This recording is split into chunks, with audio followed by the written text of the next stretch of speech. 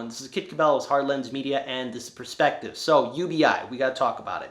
Unemployment right now, as it stands, it's just not going to cut it. And that $1,200, look, I don't care what you believe in or who you're going to vote for, but there's no way $1,200 can last anyone in this country for 10 weeks. It's just not going to happen, and we need to start embracing UBI. Now, Congress, in its infinite wisdom, is choosing to bail out corporations. You have the DNC and RNC, just listening to their corporate masters, but that's not going to help out the working class. What Americans need right now, what everyone needs right now, is some steady income. And our current economic system, or the former economic system, just doesn't work.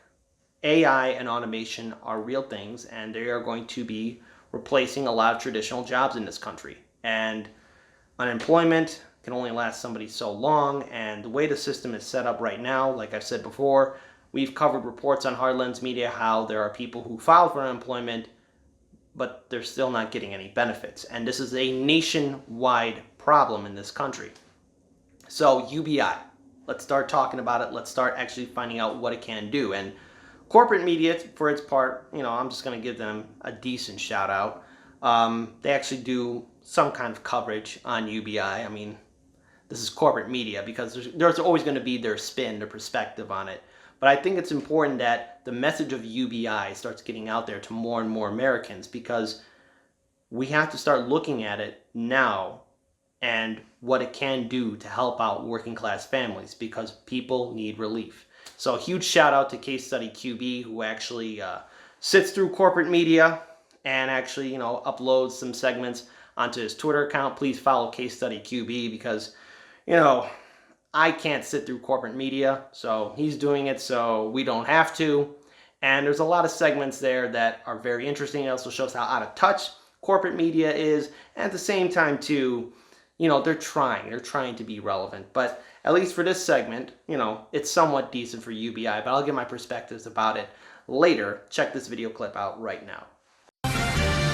Before COVID-19, many Americans were facing income instability. According to the Federal Reserve, 23 million Americans said they lived paycheck to paycheck, 20% struggling to pay their monthly bills, 40% unable to cover an unexpected expense of $400. With millions today still waiting on unemployment and stimulus checks, some members of Congress say they want a $2,000 monthly payment during the crisis and a $1,000 monthly payment for a year afterward. A guaranteed monthly income is not a new idea. President Nixon, a Republican, floated it twice in 1969 and 1973. And most recently, UBI was embraced by Democratic presidential candidate Andrew Yang. Annie Lowrey is a staff writer at The Atlantic and author of the book, Give People Money. Ms. Lowrey, thank you for talking with me. So, universal basic income, I'm curious, what are the basic arguments for and against? So I think that the basic argument for is one of simplicity and immediacy. This is a really easy proposal for the government to enact, unlike something like, the Obama insurance exchanges, which are really complicated. And, the kind of argument against is that this is a really expensive thing to do, depending on the scale that you're doing it on. So crises, I have found, sometimes paved the way for big ideas. Do you see this making a change when it comes to UBI? Absolutely. So something that people on the Hill talk a lot about is, can we make these proposals automatic so that we don't need multiple acts of Congress and tons of legislating to have assistance get to families really quickly? So one proposal, which is created by a former Fed economist named Claudia Sahm, would tie cash payments to the unemployment rate. So if you had a sudden unemployment shock, government would just start sending checks out. That's not exactly UBI, but it is related to UBI. It's based on UBI. The numbers that are being batted around, $2,000 through the crisis and then $1,000 a month after the crisis, are those numbers that you in your analysis would say, yeah, that would work? Absolutely. So the idea with a basic income is that you are giving people enough money to kind of keep their heads above water, to help them through sort of a sudden calamity in their life. But you don't want to give people so much money that you utterly reduce the incentive to work. And so $1,000, that's roughly what folks in Alaska get from the Alaska Permanent Fund, which it basically sends out money from the state's pot of oil revenue to Alaskans every year.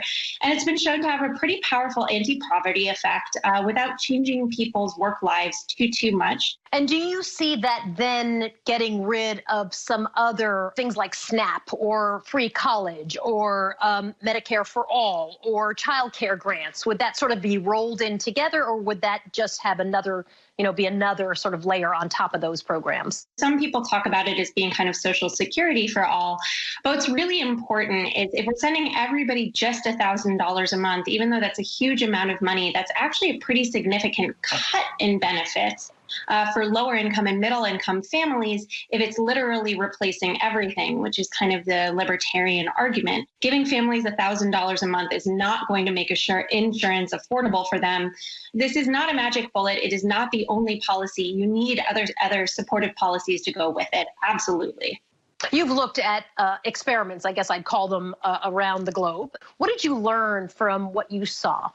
I think one of the really big takeaways is that cash is efficient and effective. It doesn't increase things like vice spending, so people don't spend more money on things like lottery tickets or alcohol or drugs. There's always these great concerns that people will stop working if they start getting money like this, or that they'll just waste the money.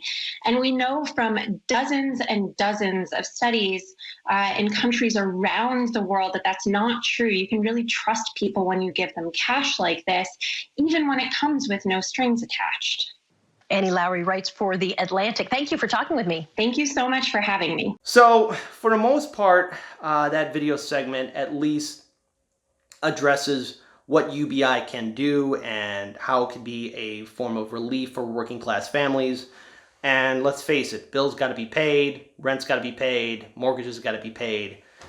Everything needs to be paid at this point. And unemployment, it's not going to cut it. And our current economic system that we have just doesn't work. And who knows how this entire crisis with COVID-19 and this economic depression that we are in, it doesn't look like there's any kind of end in sight anytime soon. So yeah, we need to start embracing it, and we need to start putting pressure on our politicians, and that means probably going out in the streets, calling these elected officials up, and start demanding action, because if we just continue to turn a blind eye and just assume that everything is going to go back to normal, if the establishment thinks everything is going to go back to normal, then we are horribly mistaken, because this country is a breath away to where, maybe do we dare even humor the number of right now 100 million Americans on unemployment? No, right now as it stands, there's at least 36 million right now that have filed for unemployment.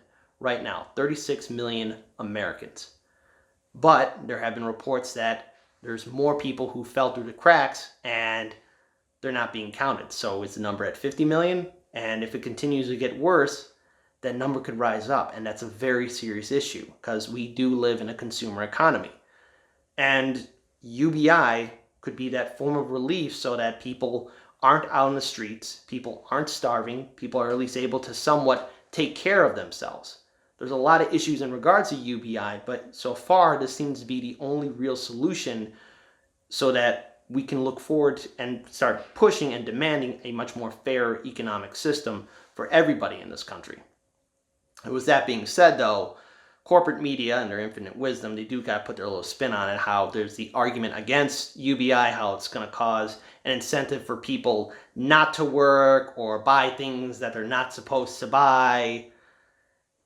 Okay, look, nobody is perfect, but right now, with this society and the system that we have right now, that's the last thing a lot of working class families are going to do. People need relief. And UBI can be that form of relief because $2,000 twice a week or twice a month, that can help out. Other countries right now are doing their own form of UBI because they need to take care of their citizens. Because there's no way everything's going to go back to normal like it was before COVID-19. just not going to happen. Society has changed. The way we run things have changed forever. It's the old world is never going to come back. And the old economic system is never going to come back. Automation and AI are real things. And let's just remember too, for the establishment, because they're not saints or angels, because you have people in the top 1% who buy things that they're not supposed to buy. And with this neoliberal system where, money is speech and corporations are people, the top 1% are buying off our politicians. And just remember, our politicians, their only number one constituents, are basically the top 1%. Because 90% of the time, they're on the phone calling the lobbyists, the big banks, and Wall Street executives so they can get some more donations so they can go back to Washington, D.C. and do absolutely nothing. So what's the solution? Citizens together need to step up and start demanding a fair UBI, something that will at least help people, because it's not going to cause an incentive for people not to work. In fact, it's going to do the exact opposite. It will make people want to work harder. It'll also give people a form of relief, and at the same time too, perhaps maybe this is their chance to create their own small business or get involved in some kind of project or freelance work, something that can be done. UBI by far is starting to be embraced by a lot of Americans, no matter what their political beliefs are. It is something that is right now standing the test of time, similar to like Medicare for all, student debt forgiveness. In 2016, or at least before 2016, no one would ever consider it. Same thing with the legalization of cannabis. There was at one point where no one would even consider that. Now, Medicare for all, not much of a joke. Student debt forgiveness, not much of a joke. Fighting climate change. This is another serious issue. Same thing now with UBI. UBI can be that form of economic relief, and at the same time too, we don't have to worry about people on the streets, because this is going to be a whole different world. And if we don't start embracing real change and start demanding real change from Washington, D.C., this system, like I said before, will not work.